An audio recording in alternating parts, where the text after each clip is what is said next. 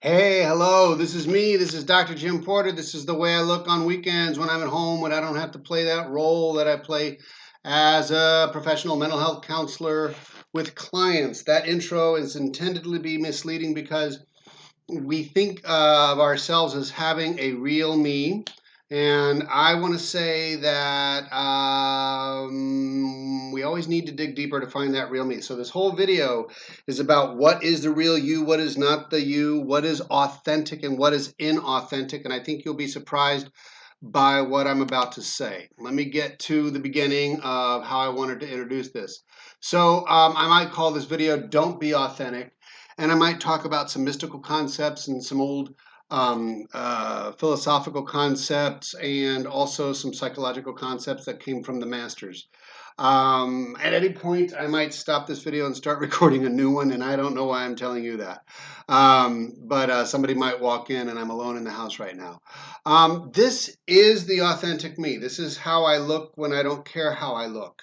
But that is true and it's false because I'm probably playing a role everywhere I go. And that's kind of a fundamental concept with people like Carl Jung. The word persona that you hear used all the time in the English language, and for some people when they're talking about mental health concepts, means mask, literally. And you may have heard this before, but persona means mask. Way in the old Greek days, they used to wear huge masks on stage because they had ridiculously large, mega arena style drama productions in which they needed everybody to be able to see what character they were playing from mythology and from whatever. In fact, the way I understand it, some of those masks had built in megaphones. The mouths were made gigantic and cone shaped so that they could project to the back of the crowd of people. And there were different festivals that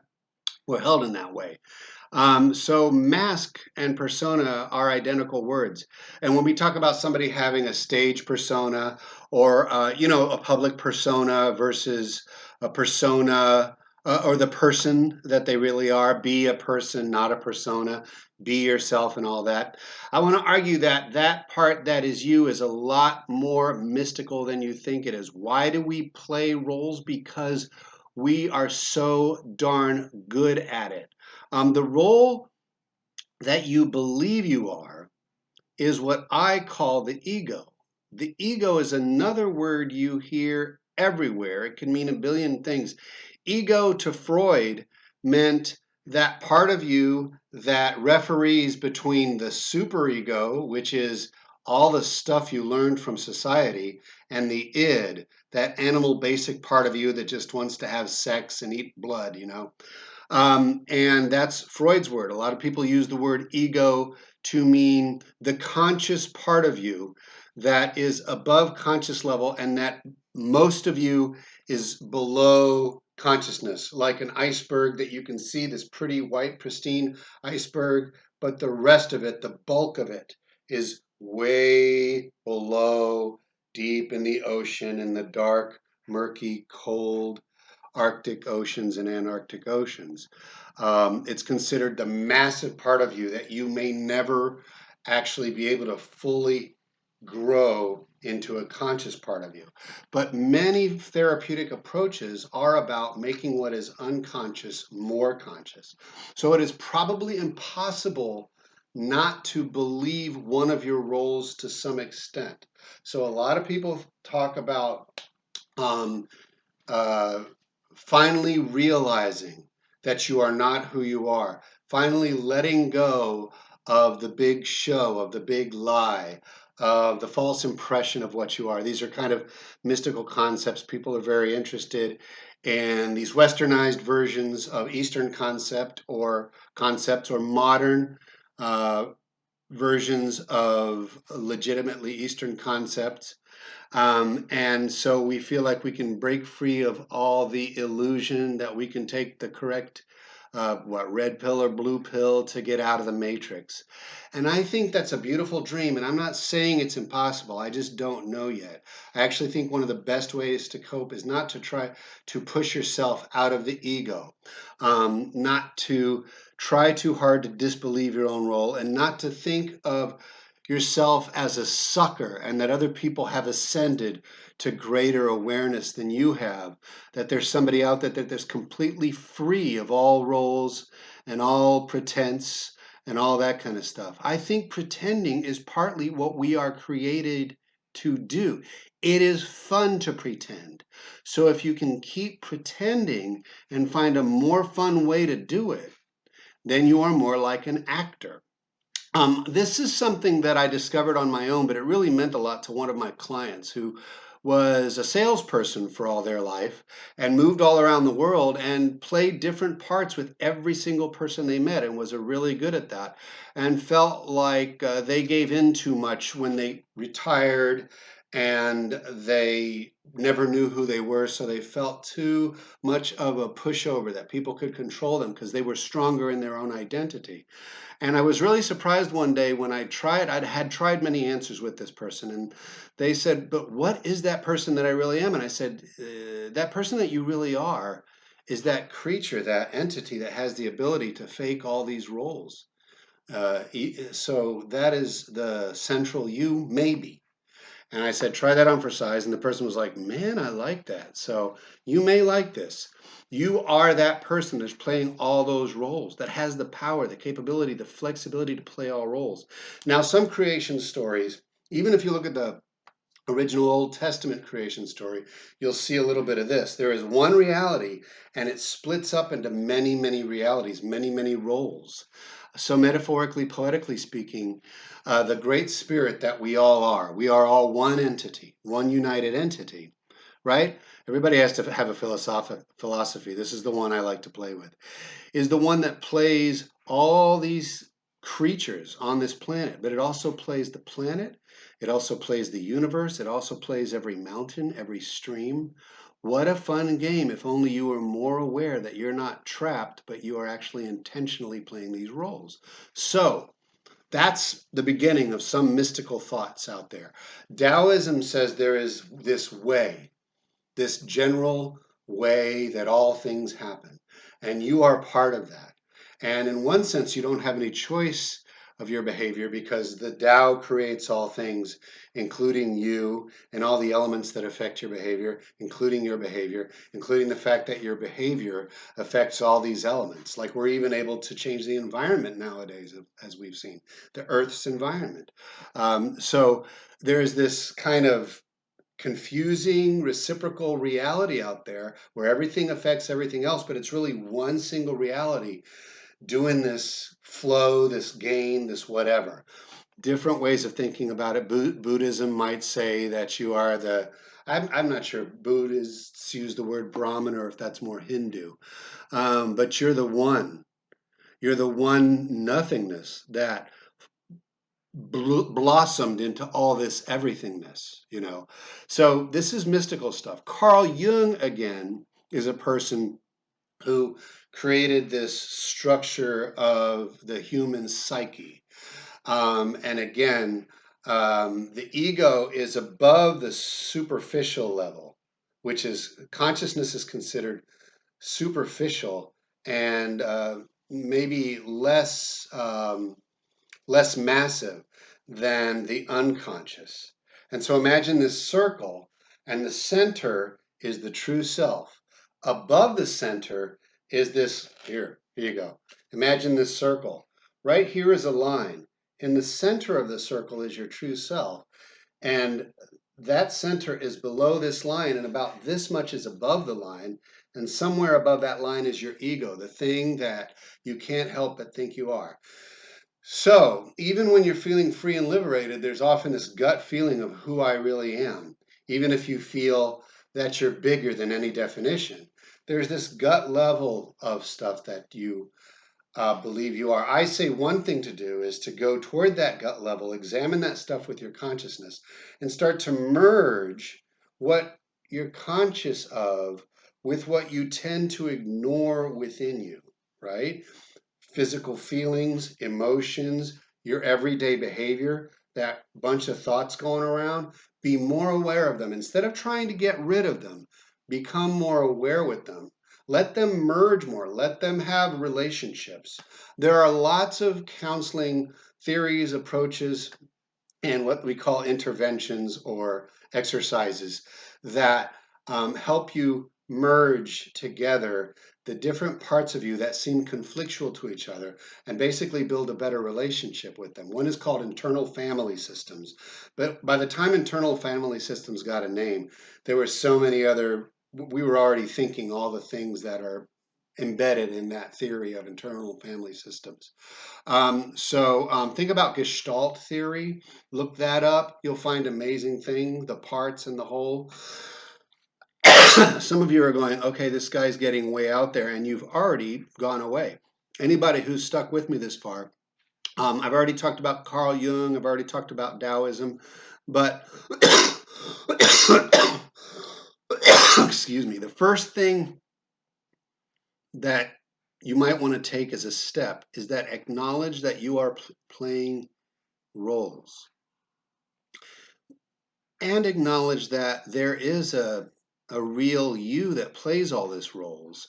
But by definition, the one that plays all the roles is not definable. You see? So by definition, the real you is indefinable. So this concept of being able to actually show this you out there is something you can't do at any given time of your human life. You want to just acknowledge that there's this free, massive, vast you that's behind all this stuff you do in different scenarios. Another thing to do is, again, don't try to misbelieve your or disbelieve your ego. Don't try too hard to disbelieve your ego. Don't try to clear your mind. Just hold on to the belief loosely. Don't try to be too free of it. Don't try to not be all the habits you've learned all your life. Just start to build new ones, like an actor would for different roles. Hold on to who you are loosely because it can be very unhealthy.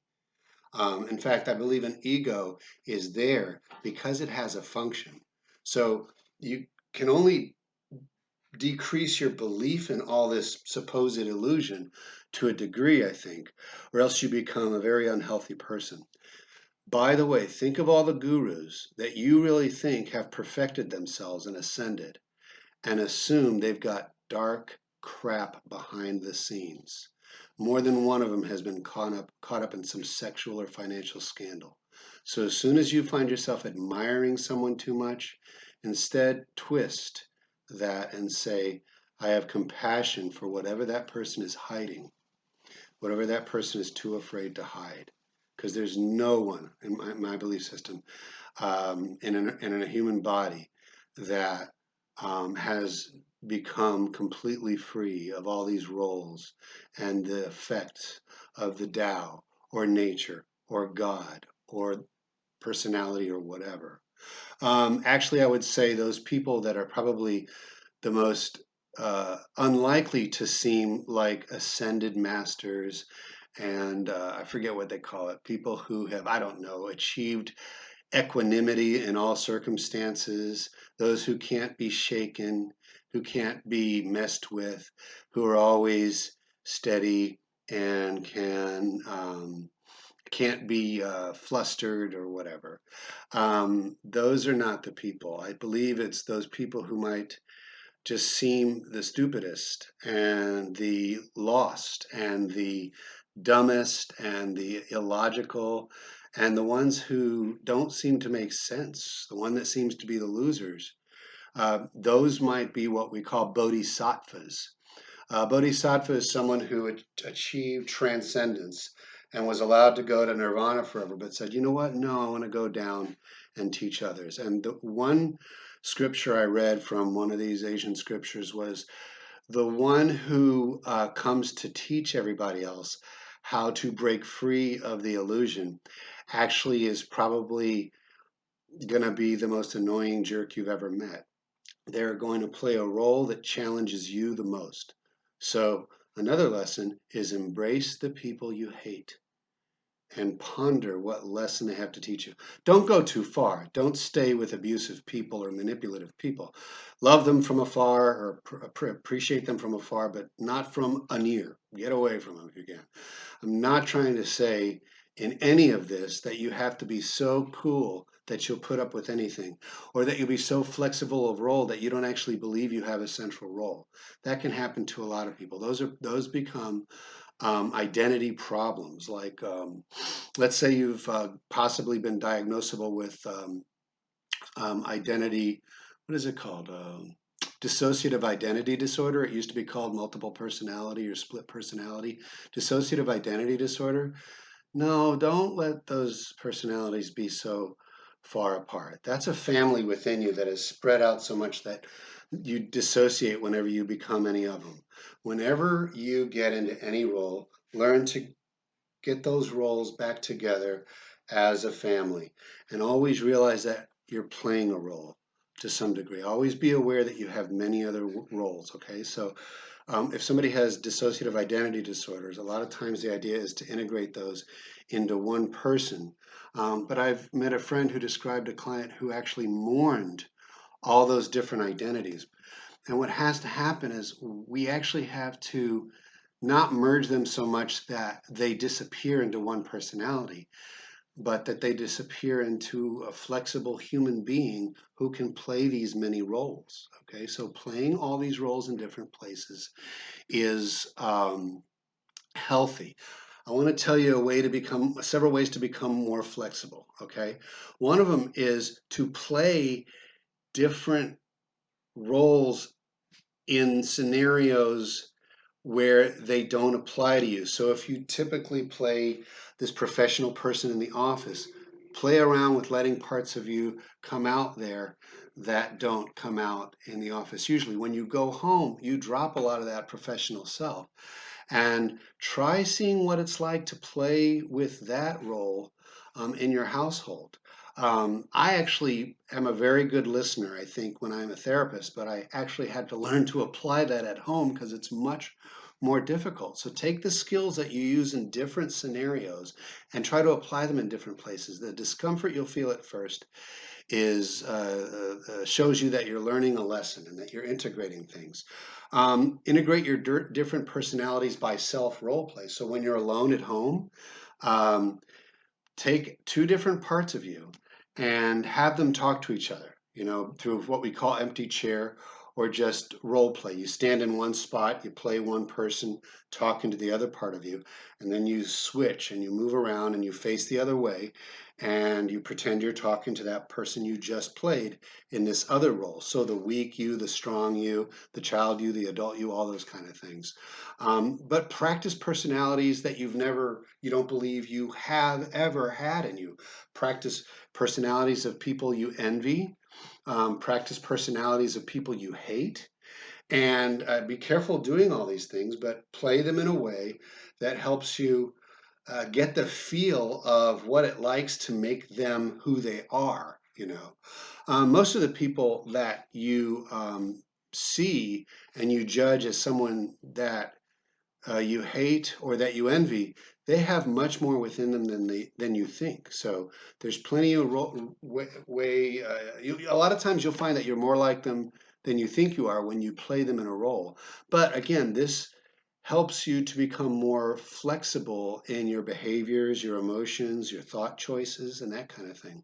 Um, but it also helps you admit that there are parts of you that you might actually dislike. A lot of the Jungians believe that a way to get in touch with your shadow self is to try to understand people that you dislike the most. So there's some safety things here that I need to tell you at the end. Ignore all of this advice if it seems too uncomfortable or somehow increases any types of symptoms you may have or creates symptoms that you don't have. If you don't feel like this is helping, like it's hurting, cease immediately. If you feel like you're curious about it, maybe seek some people who'd be good at it. An obvious one is a spiritual teacher who would understand the concept that we're all playing parts. Okay, so Seek, even though I said that there are no ascended masters, seek good teachers. Make sure your teacher has a humility to them, that they'll explain to you that when they go home, they do stupid things. When they're not playing the role of spiritual teacher, they go home and make a lot of mistakes. They curse in traffic. They sometimes overdrink on a weekend. They might be jerks to their spouses, that kind of thing. That's how you know you found somebody who's probably a pretty good teacher, someone who confesses to similar foibles than you have, right? Or an obvious one is seek an acting coach or class to get yourself flowing and more flexible and conscious of making a variety of different behavioral choices, relationship choices, emotional choices within emotional awareness, behavioral awareness. The more awareness is what's going to actually make you more able to invent different roles for yourself and that kind of thing. And again, be honest about your roles. Like I said, a spiritual teacher will tell you a little bit more about the person who's behind the scenes, behind that mask of playing the spiritual teacher. So don't necessarily try to fool people about who you are. Okay, that's the weirdest part of this. Basically, it's like life is like Halloween, but when you put on those costumes, nobody believes it and everybody believes it. Think of the crazy parties you've been to. Think of how much you can let loose at, there's this thing we have down here called Guavaween in Tampa, Florida, Ybor City. Putting on costumes, literally putting on costumes and masks, changes what you're willing to do, right? And at the same time, you're not completely fooled. You're conscious. Actors who play on stage are conscious of positioning their body so that the audience can see them gesture appropriately and they vocalize in a way that makes it so they're articulating. They're not completely fooled. They're not fully immersed. Anybody that's fully immersed as an actor gets into trouble. They're those ones that go off and stop making movies for 7 months, and Daniel Day-Lewis and that kind of thing. Or maybe he's a brilliant technician that has everybody fooled. But think about that everybody has to assume the actor persona, that I know I'm pretending here. And let other people know that there's much more to you than they see. Great stuff and really stupid stuff, right? But try an acting coach or class, and it's amazing. They do a lot of stuff that just frees up the body and makes you more aware and frees up the breath. It's not what you think it is if you haven't tried it. Seek a counselor who loves therapeutic approaches, including empty chair and role play and self creation, right? There are many counselors that are extremely dynamic. There are groups out there. There's psychodrama, there's drama therapy, there's theater. I'm going to try to one day hold groups and seminars on that after the coronavirus is over.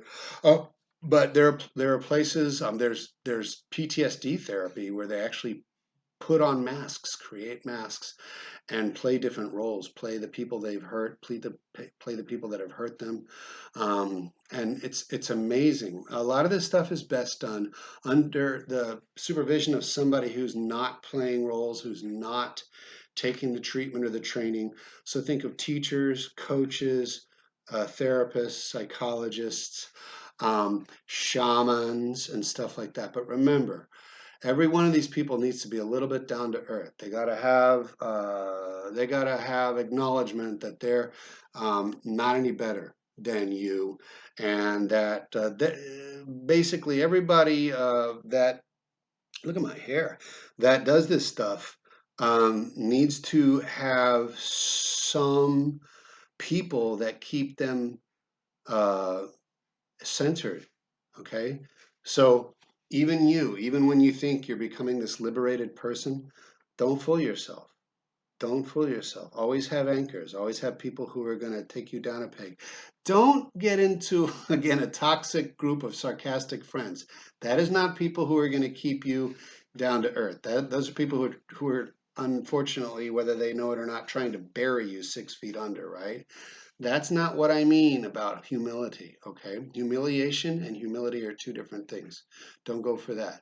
You are this amazing thing that is bigger than all of this, but so is everybody else. So don't think too much of yourself and don't get around people who think they're too much better than you.